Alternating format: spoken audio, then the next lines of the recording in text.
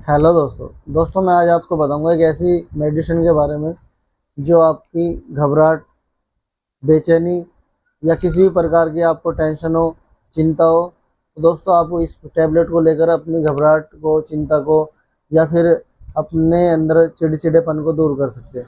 दोस्तों ये टैबलेट आपको किसी भी मेडिकल स्टोर पर आपके आसपास मिल जाएगी। इस टैबलेट का नाम है लिब्रोसार। दोस्तों इस टैबलेट को आप ले सकते हैं, सुबह शाम ले सकते हैं।